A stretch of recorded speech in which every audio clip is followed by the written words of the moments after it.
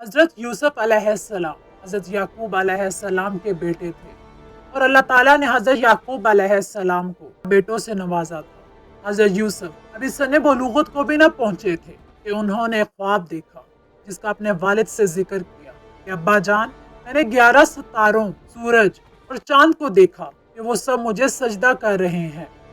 جب حضرت یوسف کے باقی بھائیوں کو اس خواب کے بارے میں پتہ چلا تو انہوں نے حضرت یوسف کے خلاف ایک چال چلی۔ آخر کیا تھی وہ چال اور کیسے کامیاب ہوئے وہ اس چال میں؟ آئیے دیکھتے ہیں اس واقعے کو قرآنی آیات کی روشنی میں۔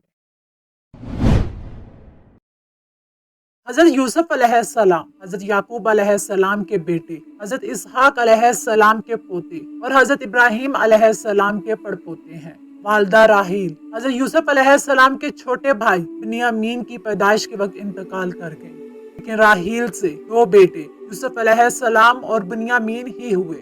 حضرت یوسف علیہ السلام بھی اپنی والدہ کی طرح حسن و جمال میں لاسانی تھے۔ والد کو ان سے بے حد محبت تھی اور وہ انہیں خود سے جدا نہ کرتے تھے۔ حضرت یوسف علیہ السلام ابھی سن بلوغت کو بھی نہ پہنچے کہ انہوں نے ایک خواب دیکھا جس کا اپنے والد سے یوں ذکر کیا، اے ابا جان، میں نے 11 ستاروں، سورج اور چاند کو دیکھا ہے کہ وہ سب مجھے سجدہ کر رہے ہیں۔ اس بات کو قرآن مجید میں کچھ یوں بیان کیا گیا ہے۔ جب یوسف نے اپنے والد سے کہا کہ ابا، میں نے خواب میں 11 ستاروں اور سورج اور چاند کو دیکھا ہے، دیکھتا کیا ہوں کہ وہ مجھے سجدہ کر رہی ہیں۔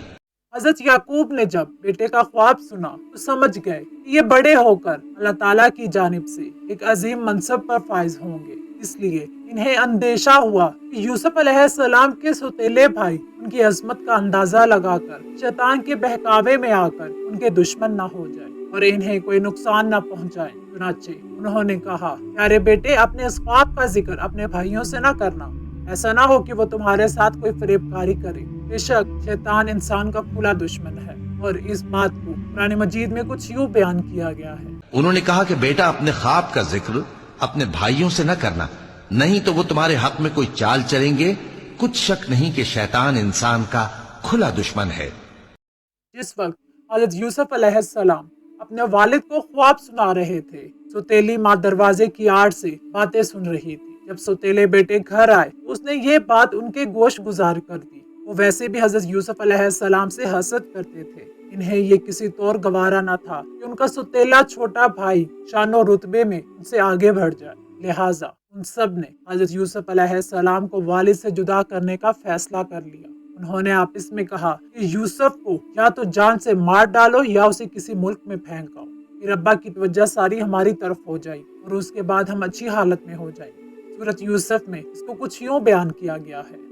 یوسف کو یا تو جان سے مار ڈالو یا کسی ملک میں پھینک آؤ، پھر ابا کی توجہ صرف تمہاری طرف ہو جائے گی اور اس کے بعد تم نیک لوگوں میں ہو جاؤ گے۔ ان میں سے ایک کہنے والے نے کہا کہ یوسف کو جان سے نہ مارو، کسی اندھے کنویں میں ڈال دو کہ کوئی راہگیر اسے نکال کر کسی دوسرے ملک میں لے جائے گا۔ اگر تم کو کرنا ہی ہے تو یوں کرو۔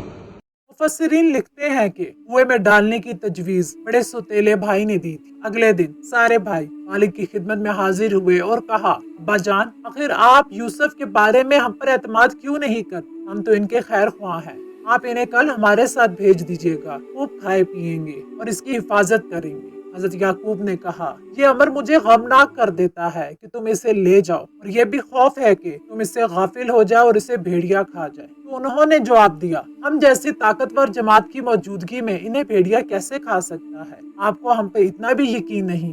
محترم ناظرین، ان باتوں کو قرآن مجید میں کچھ یوں بیان کیا گیا ہے۔ یہ مشورہ کر کے وہ اپنے والد سے کہنے لگے کہ ابا جان، کیا سبب ہے کہ آپ یوسف کے بارے میں ہمارا اعتبار نہیں کرتے؟ حالانکہ ہم اس کے خیر خواہ ہیں۔ کل اسے ہمارے ساتھ بھیج دیجئے کہ خوب میوے کھائے اور کھیلے کودے، ہم اس کے نگہبان۔ انہوں نے کہا کہ یہ امر مجھے غمناک کیے دیتا ہے کہ تم اسے لے جاؤ، یعنی وہ مجھ سے جدا ہو جائے، اور مجھے یہ بھی خوف ہے کہ تم کھیل میں اس سے غافل ہو جاؤ اور اسے بھیڑیا کھا جائے۔ وہ کہنے لگے کہ اگر ہماری موجودگی میں کہ ہم ایک طاقتور جماعت ہیں اسے بھیڑیا کھا گیا تو ہم بڑے نقصان میں پڑ گئے۔ حضرت یعقوب علیہ السلام بھی تھوڑی دور تک ان کے ساتھ چلے، لیکن جیسے ہی وہ نظروں سے دور ہوئے انہوں نے حضرت یوسف علیہ السلام کو نیچے پھینک کر مار پیٹ شروع کر۔ ان سب کے دل پتھر ہو چکے تھے۔ ایسے میں ایک بار پھر بڑے بھائی کے دل میں رحم آیا. اس نے کہا اس طرح اس بچے کو ضائع نہ کرو. قریب ہی ایک کنواں ہے, اس میں ڈال دو. اگر کسی سانپ وغیرہ نے ڈس لیا تو یہ مر جائے گا, تو شاید کوئی قافلے والے لے جائے. اس طرح تمہارا مقصد پورا ہو جائے گا. اور سب نے اس کی بات پر اتفاق کیا. قرآن مجید میں تو کچھ یوں بیان کیا گیا ہے. غرض جب وہ اس کو لے گئے اور اس بات پر اتفاق کر لیا کہ اس کو اندھے کنویں میں ڈال دیں, اور ہم نے یوسف کی طرف وحی بھیجی کہ ایک وقت ایسا آئے گا کہ تم انہیں ان کے اس سلوک سے آگاہ کرو گے, اور ان کو اس وحی کی کچھ خبر نہ ہوگی. روایات میں آتا ہے کہ حضرت یوسف علیہ السلام کی عمر 7 سال تھی, جبکہ کچھ مفسرین نے عمر 12 سال بھی تحریر کی ہے. جب ان کے بھائی انہیں کنویں میں ڈالنے لگے, بھائیوں نے ان کے ہاتھ باندھے. حضرت یوسف نے بھائیوں سے رحم کی درخواست. اگر جواب ملا جو 11 ستارے تجھے سجدہ کرتے ہیں وہ تیری کیا مدد کریں گے؟ پھر انہوں نے آپ کو ایک رسی سے باندھ کر کنویں میں لٹکا دیا. جب نصف تک پہنچے تو رسی کاٹ دی.